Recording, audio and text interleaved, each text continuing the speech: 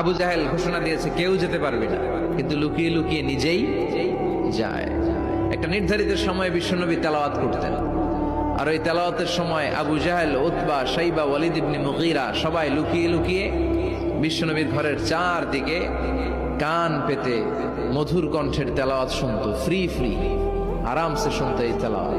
বিশ্বনবীর তেলাওয়াত যখন শেষ হয়ে যেত, এরা ভাগলপুর দিত দৌড়। ফিরে যাওয়ার রাস্তা থাকতো একটা, কয়টা দেখা হয়ে যেত।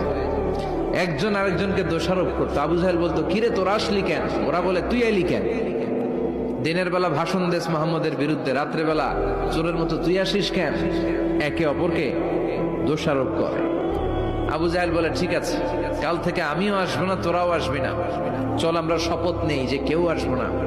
দস্তখত দে, সিগনেচার দে, যেই আসবে তার মাথার চুল কামিয়ে আলকাতরা মেখে মক্কার বাজারে ঘুরিয়ে ঘুরিয়ে অপমান করা হবে। সবাই রাজি। আবু জাহেল বলে, দে। রাজি হইলে সিগনেচার দে। সবাইকে আবু জাহেল্লা, তুই নেতা, তুই আগে দে। আবু জাহেল 1 নাম্বার, নাম্বার 2 উতবা, নাম্বার 3 শাইবা, সবাই সিগনেচার।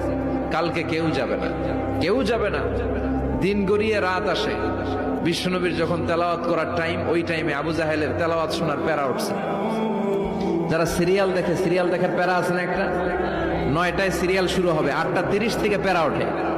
কথা কন, আমার সিরিয়াল শেষ হয়ে গেল, সব কাজ বাদ দে, তাড়াতাড়ি টিভির সামনে বস, আছে না নাই? আবু জাহেলেরও প্যারা উঠছে, তেলাওয়াত শোনার প্যারা। টসিং এন্ড টার্নিং, বিছানায় এপাশ ওপাশ করে, আর মনে মনে ভাবে, হায় রে, আর তো সময় নাই, এই তো শুরু হয়ে যাবে একটু পরে মোহাম্মদের তেলাওয়াত। না গেলে তো বড্ড মিস হয়ে যাবে। যাই যাই, আজকে যেরকম দস্তখত নিছি আর ধমক দিছি, কেউ যাবে না, আমি নিশ্চিত কেউ যাবে না, আমি একটু যাই।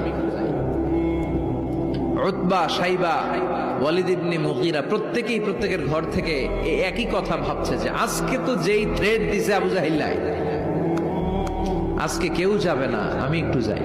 সুবহানাল্লাহ পড়েন। আজকেও সবগুলো যে হাজির।